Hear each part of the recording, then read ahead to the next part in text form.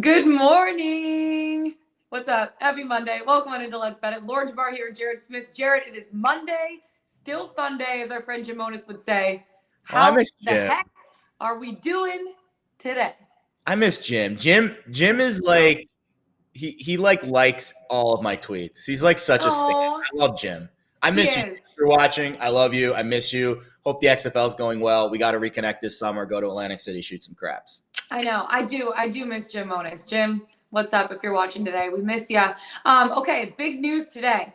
I don't know if you've heard, Jared, but there's this thing called the National Championship Game. Really? NCAA men's basketball college championship game. I don't know if you ever heard of this team, Kansas, and then this other team, University of North Carolina. They're playing each other tonight. And it's going to be a really exciting game. But we thought, it is Monday. It is the national championship game. Why not just look back at the last 2 weeks? Because we all love reminiscing about some of our favorite bets that we've made so far from throughout the tournament. So please, Jared, take the honor. Do it first. Who you got as some of your best bets or the best bet that you made throughout the entire dance?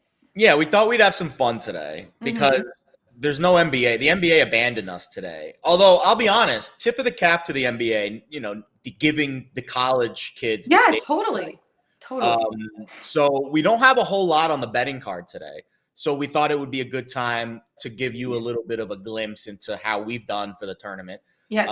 Some of our favorite teams, some of our favorite players, our favorite bets. We do have a Man of the Tournament award, a Pickswise man. You probably can guess who it is based off of the buzz that he generated during the tournament. We'll get to that in a little bit. My favorite bet that I made in this tournament, the bet that I nailed, like the handicap that I got 100% right, was Houston beating Arizona. They were a slight dog in that game. A lot of people loved Arizona in that spot. The money was coming including me. Yeah. You had them in your championship game. Oh, yeah, we can give our bracket. We give our bracket update, too. In a sense. Oh, God. It's a pretty cut and dry scenario tonight. But that was the best individual handicap that I made in this tournament. I had some really shitty ones, too, which we won't get into. But the best overall, I nailed this game, took the quiver, arrow, bang, target, Houston over Arizona. Then I completely flopped in the Elite Eight when they lost to Nova, but that's okay. We got the Sweet 16 right with Houston beating Zona, and that was probably the favorite, single individual bet that I made during this tournament. I like it. Mine, I am a big fan of being a blue Fruit Loop in a bowl of Cheerios, and I know I've said this before, but my favorite is whenever I can just talk shit to a guy like Mark Zinno, because Zinno comes on here and he likes just running his mouth. He does. The mouth of the South. A lot of crap on my University of Michigan bets that I made. And you know what? It was really fun to come back on the show the next day and be like, sorry, Zinno, you're wrong. I'm right. And then he said, I'm smart. He's dumb. I'm pretty. He's ugly. I give Zinno credit, though. He's not one of those guys that, after he's wrong, comes up with all these excuses. Yeah. He's wrong. He owns it. That's why I respect Mark a lot in the gambling space, because the gambling space needs more accountability from the people like us that are giving out picks. And Mark has a lot of accountability. Maybe it's because he's in the Army and he's got 4 kids. That usually gives you a lot of accountability. Absolutely. No, I know. And that's not me talking crap on Zinno at all. It's just fun. No, listen. I feel like me and Zinno have a little thing going on where we're always battling it out, and then me and Glaze have. I don't know why. I feel like I'm the nicest person, and I don't know why I have so much crap with these guys on our show. Lauren, you're talking to Mr. Nice Guy over here, who doesn't want to hurt a fly, non-confrontational. When the restaurant waiter gets my order wrong, I'm the one. Oh, come on! I'm sorry, but can you bring it? But it's a good dynamic, because when you have people that like to start shit. Like Glaze, he's a chirper. Let's be honest. He just chirps left and right. And then you have people like us that are nice. It does create this dynamic where we're the ones that we're usually the nail and they're the hammer. So it feels good when you get to be the hammer for a little moment. Yeah. The nail. I can see that. I see that. I want to be the hammer sometimes, We all want to be the hammer, but our personalities are more nice. So we're more of a nail. Taken advantage of by the chirpers. Okay. Vanilla surfers. The other thing I wanted to talk about is you look at all 64 teams that were in this tournament, right? There's a lot of players over 64 teams. Tons. Let's choose our favorite player, or for you, I'll let you choose your Mount Rushmore of players if you want to. Okay. The player that you most want to grab a beer with. Who would you choose? I think we have one consensus. Yes. And I'll leave it to you to be no, the hammer. you, please. You. See, this is the problem when we have two nice people doing the show. We're trying to open the door for each other, and nobody wants to walk through the freaking door. We're like, no, please, after you. You ever see that in the elevator? I'll show you a photo of my favorite person from the entire tournament. I mean, it's obvious who it is. It's Doug Edder. Yeah. So, first of all, two things. It does remind me of, and this happened to me the other day when I was waiting at the elevator. Like, it was me and another nice guy, and we're like, no, after you. No, after you. And then the elevator door closed on both of us. None of us got in. No, you didn't. Come on now. You didn't. No, like, I got my hand in at the last minute and, like, opened it. But, like, the door was closing before either of us, like, wanted to walk in because we're like, no, please, after you. Please, after you. All right, I will take the reins here. Doug Edder is the picks. I'm dubbing this first annual, even though I get bothered by the grammar people because there's no such thing as a first annual. It's just the first ever Pickswise man of the tournament. Okay. And he is a man of the people, Doug Edder. So not only did this kid capture our hearts and minds, Jersey City, local product. I actually don't know if he's from Jersey City, but here in these parts, we consider him one of our around these parts. This kid captured the hearts and minds of college basketball over the last 3 weeks.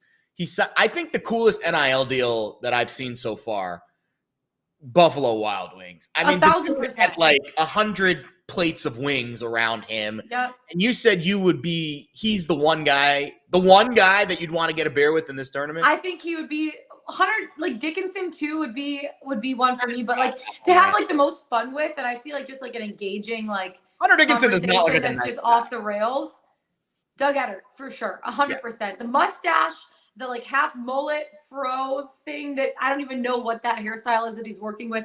The fact that he likes Buffalo Wild Wings, because I was a waitress and a bartender at Buffalo Wild Wings for 4 years, Jared. In Michigan? Through college. In Michigan? Like I literally worked at Buffalo Wild Wings. Those cheesy potato wedges were my bitch. I loved those cheesy potato wedges with a passion.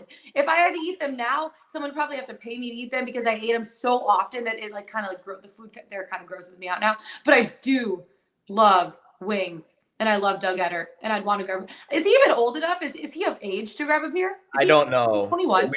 We shouldn't paint him with that brush. Can we go back to you being a waitress at Buffalo Wild Wings for a minute?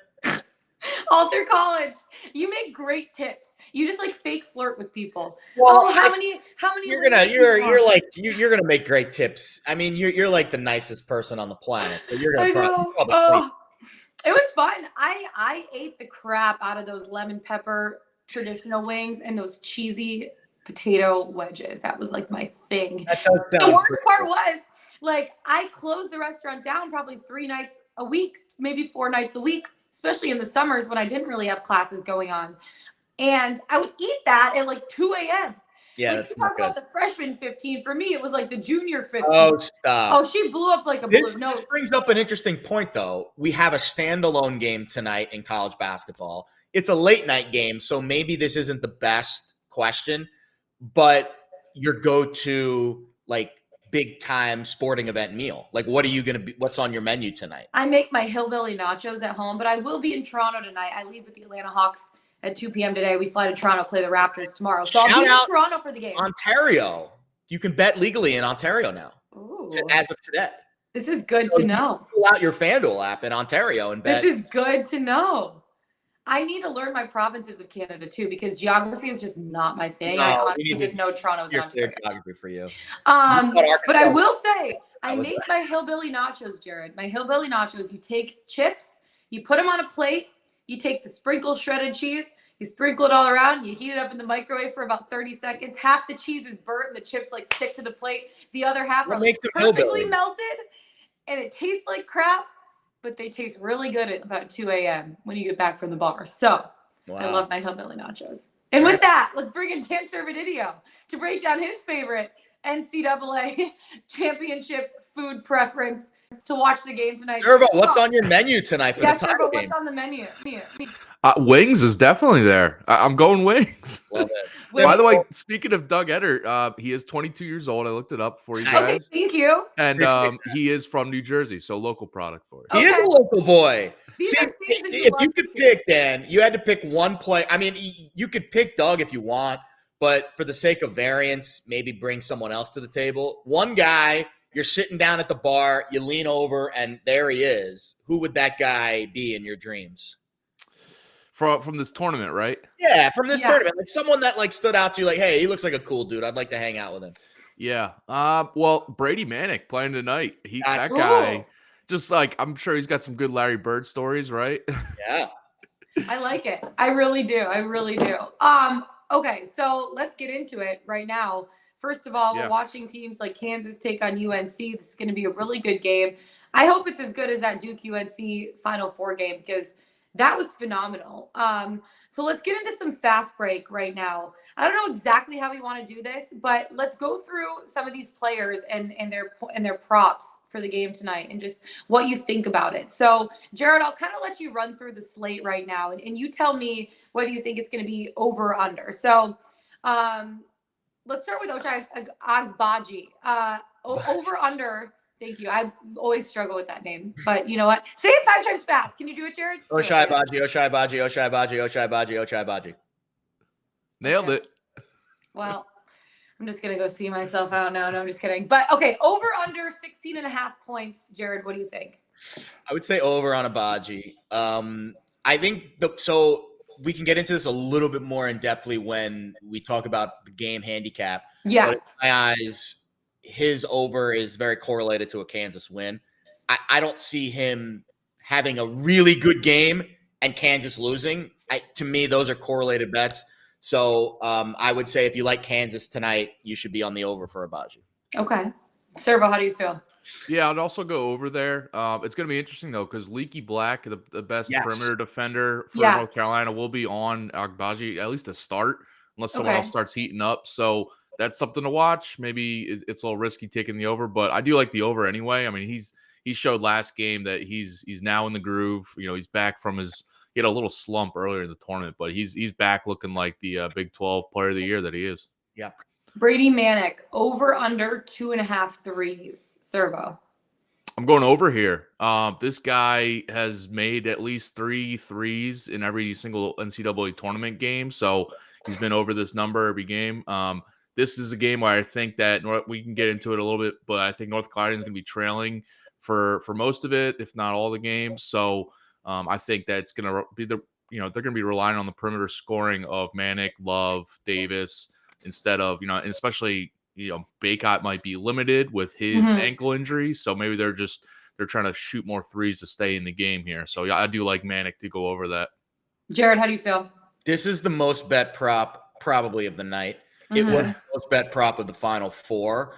I wouldn't bet to the under, but because of just how many people are betting this, there's no value in it. The number, it was plus money in the Final Four, and it's minus money now. I understand that it's a different game. The total's relatively the same. So I don't see why the odds have moved so much against, to the over. Total's the same as it was in the Duke game. So value-wise, I wouldn't bet this, but it's got to go over, right? He's going to take at least 5 or 6. I think so. I think it will. No betting value, though, in it. Yeah. DeJuan Harris, over under 3.5 assists, Jared. I mean, he was on fire shooting it the other night. And you talk about the way that the game might flow. Servo brings up a really good point about Leaky Black kind of being the shutdown defender. Yeah. That's going to be on Agbaji. That should give guys like Harris and some of these other role players, Wilson and Braun. Is it Brown or Braun? I think it's Brown. Brown, right? I think it is we Brown. both said different things. It's spelled Braun, but it's pronounced Brown. Yeah, it's Brown. Yeah, that should give guys like that more opportunities. So I would lean over on Harris. Assists, but I don't know. I don't really cap assist prop too much in the in college. I'll abstain from that one. Servo, you agree? I would also stay away just because with the whole Remy Martin factor, you have him. Yeah. Last game he wasn't really involved much, and they didn't really need him. But like if he's in the game more, it means Harris probably isn't in there as much. Yeah. So also, North Carolina, it's if Harris is in the game more, it means Kansas is going small ball. But if McCormick is doing his thing like he did last game, then Harris won't be needed as much to run the point. So. I would stay away. If anything, maybe under though. Yeah. Speaking of Remy Martin, you just mentioned him, over under 12.5 points for tonight. I would go back to the over there. I mean, last game he didn't have a great one, but I think he gets back in there tonight. I just last game the game was kind of in hand. The Kansas was rolling with what the lineups they were having. McCormick, as I said, was having a ton of success down low. I feel like this game might be more inclined where they need Remy Martin to be more aggressive offensively. So I would go back to the over there. He's been on fire this tournament. Just last game he was a dud effort, but I would go back to the over there. Jared, do you agree? I agree. I think Remy, this is a good buy. I don't want to say buy low, but a lot of people will not be buying him tonight. Yeah, after what they saw in the Final Four, and I think that's a mistake. He still is one of the best players on the floor at any moment. And he could take this game over. And I've been on his MOP prop for the whole tournament, basically at 50-1. I'm going to come off of it with Abaji. We'll get to that later. But I think if I had to pick one other guy for Kansas tonight that wasn't O'Shea, it would probably be Remy. Great names, by the way. Yeah. Seriously, O'Shea, I feel like when you Remy. name your kids these names, like that they're going to be stars. Like my favorite one was baseball Coco Crisp. Like you knew that if you're naming your kid Coco Crisp, you know that he's going to be a freaking stud. You know what I mean? Well, I think his real name is Cavelli, and I think his last name being Crisp, they just nicknamed him Coco. Oh, well, you know what I mean? Or like Bryce Harper. Like that's like a badass like name. You know what I mean? I don't know. It is. I don't know. I agree. Okay. Anyways, one more. Caleb Love over under 17.5 points. Servo. 17.5? That's so high. I'd probably go under there. It's risky because he can go off for 20, 25 points in any game, but I feel like Kansas is going to do, they're going to make an effort to stop Love and or Davis, or try to stop both, obviously. But I think that they're gonna make an effort to stop them because Love's 3-point shooting has been a big factor this tournament for North Carolina. But I think Kansas is going to have a game plan to kind of limit that. So forcing Love and Davis to drive to the rim more. But I would go under on Love's points. How about you, Jared? I think this is probably the toughest of the ones that we had because game flow dictates over, but he's so streaky and he relies on the 3-point shot so much that it's really hard to make a bet on him over or under. Whereas Abaji, the number's high, but the offense runs through him, and there's not as many shooters on the Kansas team as there are on North Carolina, so there's less ways for them to be beaten. If I had to bet this, I would bet it to the under, but I wouldn't bet this though. This is okay. And then the other one we were looking at was Armando Bacot, obviously over under rebound prop, but there isn't even one out there that I could find right now because obviously everyone's going to bet the over for whatever number it's going to be. He's so strong on the glass. So we didn't have that one, but let's get into the game now. Kansas taking on UNC. The Jayhawks in a position to win their first national championship since 2008. That would be the second for head coach Bill Self. And you have O'Shea Abaji, David McCormick. They combined for 46 points against the Wildcats. UNC had a very impressive win over Duke. They retired Coach K 2 days earlier than he technically wanted to be retired. Hubert Davis has a chance to lead the Tar Heels to their 7th national championship. Jared, I'll go with you first. What are your expectations for this game? Because I feel like we're kind of all on the same page in terms of who we think is going to win this game. Yeah, I definitely want to mention the Bacot lack of a prop. There's a reason why, and we just don't know how healthy he is. Yeah. And I think that is the most important part about tonight's game. he tweaked his ankle pretty good, and it was friendly fire. He stepped on, I forget who he stepped on. It was late in that game. Yeah, he rolled his ankle bad. Duke, and he left the game, came back right away. And as we know, we've discussed this with injuries in college basketball this season. We're not going to get a lot of information about him before the game. We're going to have to use our eyes when he takes the floor for warm-ups to kind of see where he's at. We did get one update from the Pro Football Doc, Dr. David Chow, who's like one of the best at assessing injuries. He tweeted out that it was an ankle sprain, and he'd be concerned about swelling overnight, but he's going to play. And I think if you point me in the direction of he's less than 100%, which I think I feel confident in saying, yeah, I think it changes the handicap for this game dramatically. Because if he's 100% and he's firing on all cylinders like we've seen for his tournament so far, I think UNC has a massive edge in the paint here. But I don't feel confident in saying that right now because I just don't know if he's 100%. So I think the Bacot injury matters a lot because Kansas's offense has been humming in this tournament. And I think he presents a defensive challenge in the paint, rebounding that I don't know if Kansas is going to or UNC is going to have that tonight. So I definitely think that the Jayhawks have an edge inside if Bacot's not 100%. And I'll point to their defense being a big reason why they're here. They're up to 17th in adjusted defense in the tournament. They've held their tourney opponents to 60.8 points per game on 36% shooting. Only Creighton had 70 or more. So I credit the Kansas defense, and I would look to the Bacot injury as the big turning point in this game. If he's 100%, I think UNC has an edge. If not, I think Kansas is going to roll here. Yeah, Bacot, that's going to be really interesting to see how he looks. He's averaging 16.3 points per game, 13.1 rebounds per game on the season. He had 21 rebounds against Duke. That's the highest in a Final Four since 2003. He's an absolute force near the rim. But if he isn't at 100%, Servo, what are your expectations for this game and Kansas kind of being able to dominate on the inside? I think we might have lost Servo. Oh, is he frozen? Tough break there. You hate to see it. It's okay. I'll go until he comes back. No, but I totally agree with you on this one, Jared. Honestly, I like Kansas laying 4 in this spot. For me, the Bacot thing. Hey, Servo's back. Oh, Servo's back. Sorry about that. Oh, you're okay. What are your expectations just heading into this game? Obviously, if Bacot isn't 100%, which he's probably not going to be, but Toradol shots are an amazing thing that they can numb it up for about 24 hours. Yeah. So I heard all what you were saying about Bacot there before I cut out. But the Bacot injury. So we're gonna, like Jared said, we're gonna know within the first 5 minutes, I think, of what his mobility is, especially defensively, like trying to stop McCormick down low. Because last game McCormick was looking like the best player, in the country, just taking advantage of whether it was Eric Dixon or Jermaine Samuels trying to guard him.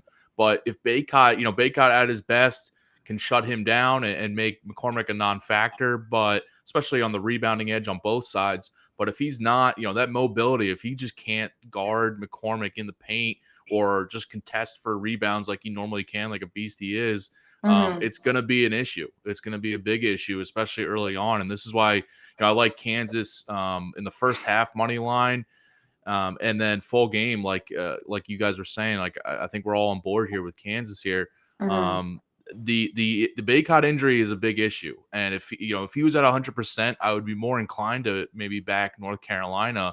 But I just think the ankles, like you were saying, so he was able to come back in that game after just spraining it. The adrenaline, he was still moving around. Ankle injuries are like that where you can probably come back. But overnight, now it's 2 days later. I think that swelling, like you were saying, Dr. David Chow was on top of it saying that swelling is going to cause an issue. And he could be warming up and looking fine, but in a game situation where he's trying to rebound and jump and cut and everything, I feel like it might be an issue. So maybe he's out there, but just not 100%. Or if he's on the bench, that's a big issue because North Carolina does not have a lot of depth, especially in the front court, to kind of replace his rebounding and size. So it's gonna be an issue. And then Kansas, I mean, even if he is like effective out there, Kansas just has so many ways to beat you. We saw Abaji wake up last game and look like the best player that he is. Remy Martin didn't have the best game as we were talking about, but he's still lurking and can explode for 20 points. guys like Jalen Wilson, Christian Brown can Yeah. do a little bit of everything and can get you a bucket late in the game. So I just love the way that Kansas has so many ways to beat North Carolina here. And Jared mentioned the defense. Kansas' defense has stepped it up in this tournament, and I think that's going to be an issue with trying to limit Love and Davis for North Carolina and kind of force Brady Manick to have a monster game, or maybe it's Baycott just playing above, playing like he can, but not being 100%. So it all stacks against North Carolina here for me. So I'm comfortable back in Kansas. Yeah, Servo, I totally agree with you. That was one of the biggest things that I typed out is can Baycott control basically the front line against McCormick? And yes, like the ankle is going to be a big thing. You could tape it up. You could make it like super stiff with the tape. You could give it a toradol shot. Still, those ankle sprains, those ankle sprains are tough. Sometimes they take even longer to heal than just a regular break. You can play through it, you can play with it, but you can keep retweaking it. Obviously, I think that he's going to do everything he can to be able to play at 100%. I don't think he is going to be at 100%. But for me, you look at Kansas, they've just kind of gone about their business throughout the tournament. I know they're not a fun story like Duke or UNC, but I feel like people have kind of overlooked them a little bit as a number 1 seed. And they chose a good time to be playing the best basketball of the season. They're great on offense, like Jared was saying. They're 6th in the country in offensive efficiency. They do a great job moving the ball around. They get the ball inside. And the defense, also, like you guys were saying, is what's got it done over the last couple of weeks. They can defend the perimeter. They have the toughness on the inside to at least hold up on the boards, I think, against a team like UNC, who's an unreal rebounding team, because UNC's 2 biggest strengths are their perimeter shooting and their rebounding. But for me, so you look at the 2 things. You want to make it a half-court fight? Okay. Kansas has no issue, relying on their defense. You want to play fast and make this a shootout, like a high-powered shootout? Their offense can score in bunches. They take care of the ball. I just like Kansas in this spot. They're playing some of their best basketball the entire season. They're shooting like 53.9% from the field on the season. And you look at the Final Four, and I thought Duke showed a little bit of their youth against UNC in a game like that. Like some of the big moments that UNC had, you kind of just saw like Duke there blinking. I don't think Kansas has had a moment the entire tournament where they just sat there and they're blinking. They're loaded with veteran upperclassmen, and they're a team that just shows zero panic. I think that they're going to come out in this spot and just absolutely dominate. And one of my favorite bets that I'm going to get into for our best bet of the day too is Kansas by 1 to 10 points. And you could get that at plus money on FanDuel. I got it at plus 174. I was surprised that I got this at plus money since the spread is 4, but I like Kansas by 1 to 10 at plus 174 at FanDuel. That's one of my favorite bets heading in there. And so, yeah, I think we're all on the same page when we talk about Kansas and how we kind of think this game is going to play out, Jared. Yeah, and to me, the biggest factor in terms of narrative, stats are nice. We talked about the defense. We talked about the offense. Kansas looks great. The narrative of North Carolina basically winning a Super Bowl on Saturday. Yeah. And can they emotionally recover from that? I have a friend. She's a professional tennis player. She went to North Carolina. She texted me on Saturday night, and she said, I don't even care what happens on Monday. That was our natty. And I know that the players on the court care, obviously they want to win, but emotionally, you just beat Duke. You just ended Coach K's reign. Now you have to rebound 24 hours, 48 hours later, and you have to play the hottest team in the tournament. Yeah. And how do you emotionally get yourself up for that? Because Kansas, who basically coasted against Nova. They, if you compare the emotional output of what Kansas had to put out there to beat Nova compared to North Carolina slaying the dragon of Duke, I don't know how much the Tar Heels have left in the tank. Now I know they're 18 to 22-year-old kids, and they should, have plenty. They should have a lot of energy. They're 18 to 22-year-old kids. Physically, yes, but emotionally, I would imagine that the vibe around campus and the team on Saturday night was a lot more celebratory than it was with Kansas, who probably is much more focused on we have more business to attend to.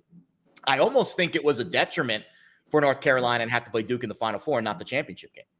I think it would have worked out better for the Tar Heels and, frankly, us if we would have seen a North Carolina Duke title game Yeah. Because then there would have been a crescendo for, the next round and not what we saw, against Duke, which was a much higher output. Good question in the chat here. UNC futures ticket.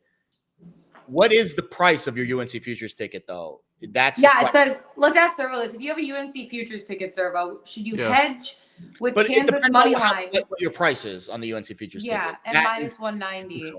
Or wait till the game is underway to get a better number. Because if it's like 10-1 or 5-1, I wouldn't hedge. If it's like 50-1 and it's like, thousands of dollars are on the, I probably would take a little off the top with Kansas. But the follow-up question is, what price is the UNC futures ticket? I think that's an important piece of information to know before we answer that question. Yes, Servo, you agree? Yeah, I mean, it's tough to, especially if you just want to root for UNC in this game, just like thinking about it from that angle. I mean, if you have that futures ticket, it's a really good price. But yeah, like you can go if early on it looks like, okay, Kansas is gonna win this, they're up by double digits already, then maybe you can hedge with a live bet against the spread or whatever. But I think you wait until this game. Like Jared said, though, it depends on what the odds are there for the futures ticket. Yeah. So you go. I just wanted to mention real quick, Jared was talking about the motivation, and I'm completely on board here. I think that's like a huge factor in this game, and it's always tough to like say like, okay, these players might not be as motivated as the other team, but for the other side too, it's a big deal for me with Kansas, because back in 2020 they were the number one team, going to be the number one overall seed in the bracket, and then the tournament got canceled because of COVID. But Kansas was the favorite going into that, and a lot of the core players on this current team were on that team. Didn't get a chance to compete for the title there.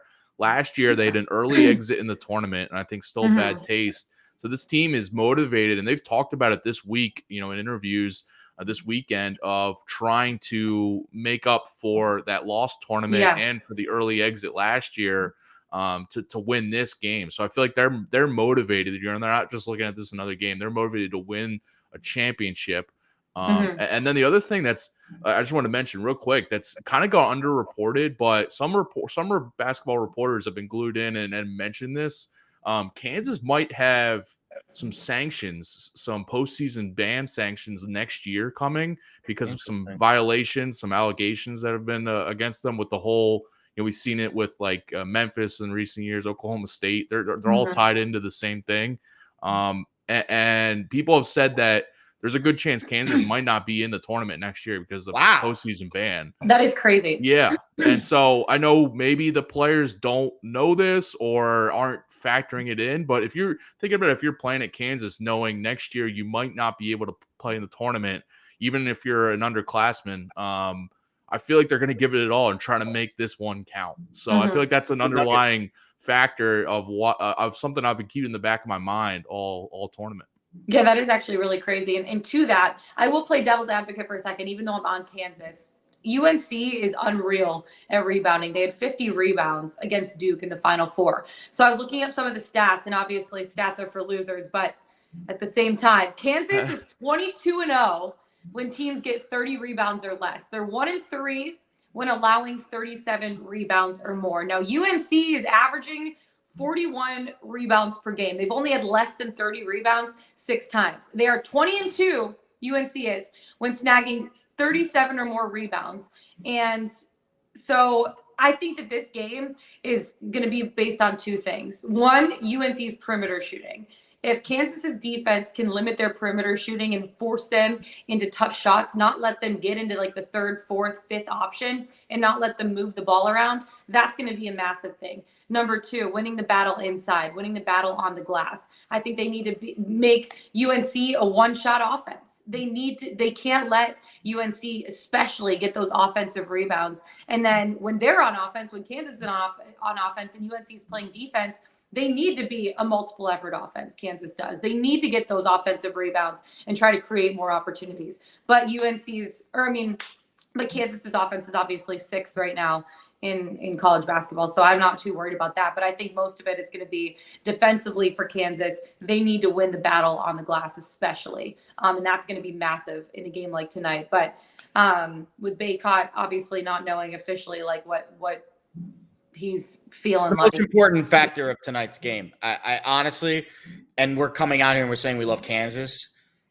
I don't love Kansas as much if he's 100%, but there's no way for us to know that until right before the game. Totally. Or even not even right before the game, really, like as the game is kind of unfolding. I'm betting on him not being 100%. That's the bet, really. Honestly, I think if you're betting Kansas tonight, you're betting on Armando Bacot not being 100%, which is a fair bet. I mean, that ankle sprain, that tweak looked really bad. And he hopped right back into the game, and I was surprised at that. It looks like the futures for UNC are 30-1, which is not that long. I would probably just let that one ride. The 125-1, yeah, I would take some. I would take some Kansas stock there. Yeah, you can afford to go with Kansas on the hedge there. I would cut into my North Carolina equity. Good for you, buddy. 125-1. That's tremendous great. bet. That's pretty nice. Great. Yeah. Great bet. I dare you to show me the ticket, but because sometimes I don't really buy these. But Kevin Rourke's the one. I see him in our chat a lot. So I mean, I'm sure you have it, bud. But unless it's for like $1 to win like 125, I would take some Kansas stock. Yeah, totally. Servo, thank you so much for coming on and all of your service this season. We so appreciate having you and your takes on the show. And we're looking forward already to next season's college basketball. I know, wait. right? Yeah, appreciate you guys bringing me on all season, and hopefully I won't be a stranger here. Absolutely not. Yes. Servo, thank you so much. Have a good day. Best of luck with your bets tonight. Yeah, both of you as well. Thank you. Thank you. All right, let's get into a little bit of NHL. Obviously, no NBA tonight before we talk about our best bets of the day, which both revolve around the national championship, because why not? It's the biggest thing going on today, obviously. But let's get quickly into our NHL picks. There's 4 games on the slate tonight. Jared, I'll let you go first. You're taking out to the Boston Harbor. Playoff watch for Boston. Remember the movie Anchorman? Is that a fan favorite of yours? Duh, obviously. When I was writing this morning, and I wrote playoff watch in my script because that's kind of what the Bruins handicap revolves around. It reminded me of Panda Watch. Yeah. For Anchorman. I don't know why. It's just because playoff and Panda start with the same letter, and the watch obviously is the same. You can direct all your ire from my dad jokes to Lauren's Atlanta address. All right, so Boston is first in the wild card right now. So you know how the NHL playoffs work. I know you do, Lauren, but our audience might not. Mm-hmm. It's not 1 through 8 anymore. It's like weird. It's divisions 1 through 3, and then there's 2 wild cards for the next 2 best teams. So right now, Boston is one of those wild cards. They are the best of the 2 wild cards. But they're 2 points behind. And so the way it works, if you're a wild card, you play the number 1 team in the opposite division. Yes. So number 1 wild card, you play the division winner with the least amount of points. It's a weird format. But Boston, in my opinion, would prefer to get out of the wild card because the wild card has to face either Carolina or Florida in the first round of the playoffs. That's not easy. So I think Boston knows that, and I think they're pushing really hard to get out of that wild card. And they're close. They're 2 points behind Tampa and Toronto, the second and third seeds in the Atlantic. So there's still 10, 15 games left in the year. There's a chance that if they push, and they know that, they can get out of that wild card spot, which, again, I think it's important to avoid Carolina and Florida out of the playoffs. And like I said, they're grinding. They've won 6 of 7. They're averaging nearly 5 goals per game during that stretch. They've scored 13 goals in the last 2 games. One of those games was a 5-2 win over tonight's opponent, the Columbus Blue Jackets. And here's another dad joke for you. The Blue Jackets have turned into light sweaters of late. They are awful. 3 straight losses. I know, that was so bad. Bad. I can't even laugh. I hate myself for laughing. I should get off the show for that. Light sweaters. Not even like nice ones, like, fuzzy ones with like the ugly designs on them. I actually have one of those. To be honest, I'm sure we all do. Yeah. 3 straight losses in regulation. They've allowed 14 goals during that stretch. Shop this number around. So I'm on the 3-way money line for Boston tonight. I got it at -135 at DraftKings. Shop this number around, though, because it's like -170 at Caesars, -155 at MGM, -150 at FanDuel. Don't just buy it at that one book because that's the only – use all the books. Yeah. All the deals. We've got all the promo codes over at Pickswise.com. Go to DraftKings. That's the best price here for the Bruins. 3-way money line tonight. against the Jackets, who are, I like it. Like I'm also on a 3-way money line tonight. Also in the Eastern Conference, the Maple Leafs of Toronto, Ontario, are taking on the Tampa Bay Lightning of Florida. And it's at Emily Arena in Florida. This is a potential divisional matchup. Both right now are completely even on the season. They both have 93 points. They both played 68 games, and they have split their games so far this season. Now, the Lightning spent basically the entire majority of March on the road, which is tough. And they went through a mini skid in that time. They were 2-6 in 8 games in the middle of March. But they've won 2 straight Stanley Cups. They're not totally worried about putting up elite regular season stats, because you look at a team like the Avs last year. They won the President's Trophy and they got knocked out in the second round for the 3rd straight year in a row. All that matters is what happens in May when you get into the playoffs. But Tampa Bay, they have bounced back a little bit. They're 4-0-1 in their last 5 games. They're tied with the Leafs for 4th overall in points percentage. They also have Vasilevsky in net, Vezina Trophy winner. He is phenomenal. He has 26.1 goals saved above expected. That's insane. That's wild. And I think that's extremely important to the team's success. Also, the Lightning are healthy right now, but they just need a little bit more from their offense. Like defensively, they're so solid with their unit, but then also with Vasilevsky between the pipes. Now for the Leafs, it is great news because Jack Campbell came back for the win over the Flyers. He missed 10 straight games before that with a rib injury. I don't know necessarily what was the issue with his rib, but he's minus 2.5 goals saved above expected, which isn't very good. He has a .914 save percentage, 2.66 goals against average. But Toronto's offense is what I really like. I had a lisp there for a second. Austin Matthews leads the NHL right now with 51 goals. The team is 2nd in goals per game at 3.76. They're 1st in the league on goals in their power play. I think they're scoring a goal in like 30% of their power plays, which is phenomenal. Jake Muzzin, Rasmussen Sandin out with injury. Case is also out with a concussion. Nylander, though, will be back for the Toronto Maple Leafs. But the Lightning at home this season, 21-6-5 at Amalie Arena. I think this is going to be a high-scoring game. So if I were looking at the total, I would probably lean to the over. Toronto's averaging 6 goals per game in the last 4 games. The Lightning are averaging 4.25 goals in their last 4 games.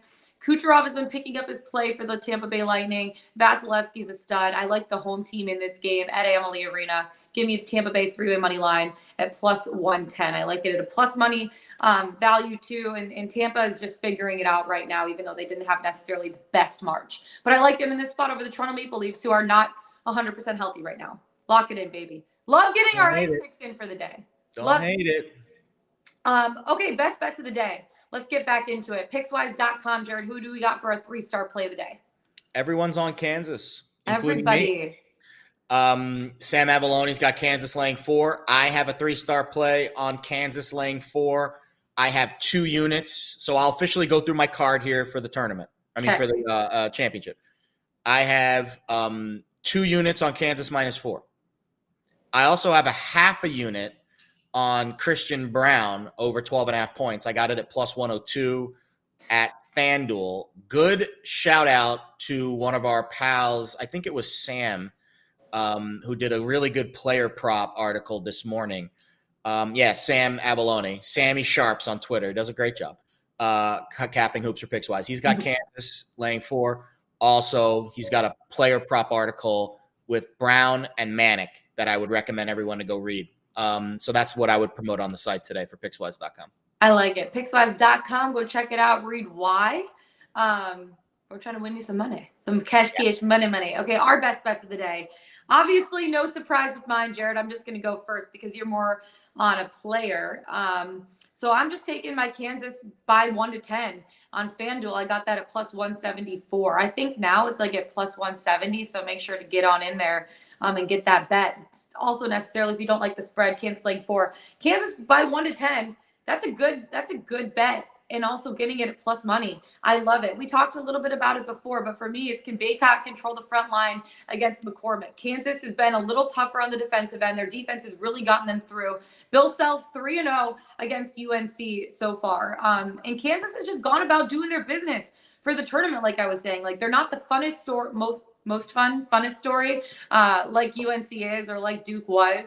but at the same time, they've been locking it down and doing what they have to do. They're great on offense, 6th in NCAA basketball, and they do a great job moving the ball around. And then defense is what's gotten it done for them over the last couple of weeks. They can defend the perimeter. They also have the toughness on the inside to at least hold up on the boards against a team like UNC that is absolutely dominant on the glass. But I said the two scenarios, like, do you want to make it a half-court fight? Okay, Kansas has no issue relying on their defense. Do you want to play fast, make it a shootout? Okay, their offense can score in bunches. The Jayhawks are balanced, high-powered, high-octane. They're shooting 53.9% from the field, and they take care of their ball. They only have a turnover on 17.4% of their possessions right now. And I thought, like what I was saying, Duke showed a little bit of their youth in that game against UNC. Well, you look at a Kansas team, they're loaded with veteran upperclassmen. They haven't blinked really once this season. They have zero panic. They're going to come into this game. They're going to know that they've acted like they've been there before, even though technically in 2020 they didn't get the opportunity. Last year, obviously, they didn't make it as far as they wanted to make it. This year's their year. They're going to come in. They're going to be confident. They're veterans. They know what they're doing, and they're solid on both sides of the ball. The rebounding is going to be huge. Absolutely huge. And I think with Baycott's injury, not coming in at 100%, that is a massive factor for this game. He pulled down 21 rebounds against Duke in the Final Four. Obviously, sprained his ankle. You're not going to know exactly how he feels into the first couple of minutes of that game because they're not going to say much info about how he's feeling. They're going to want to come in and just see how that's going.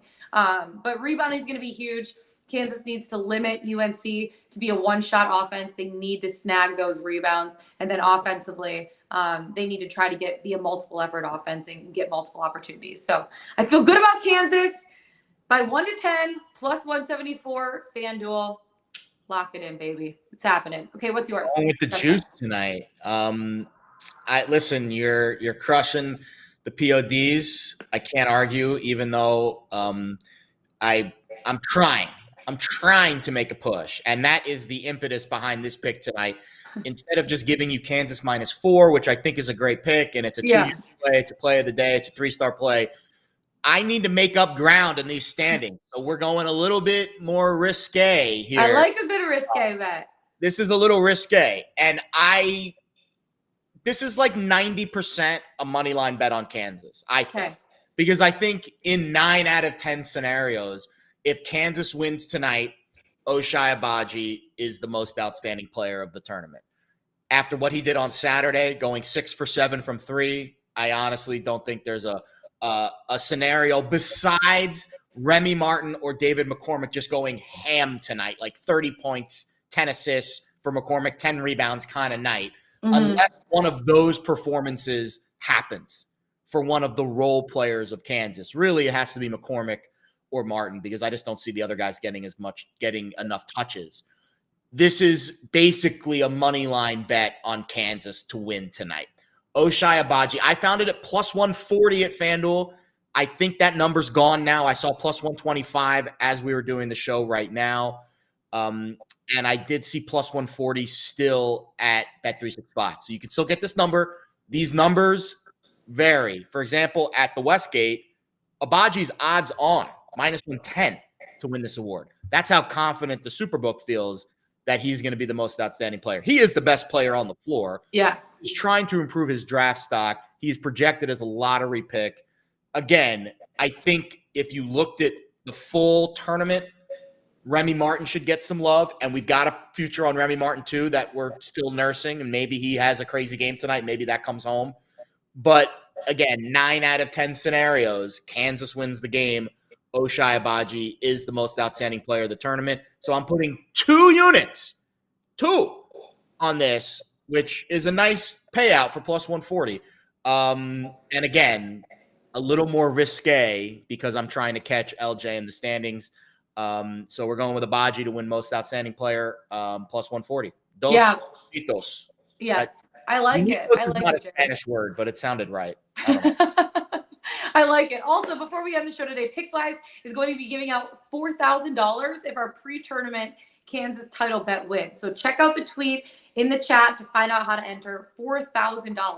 It's a lot of quiche, money. Okay? That's it for us today. Find us on the Pickswise YouTube channel. Go to pickswise.com. Follow us on Twitter, Jared Smith. I'm Lauren Jabara. We'll see you tomorrow. Best of luck with your NCAA national championship bets tonight. Let's get it. Let's bet it.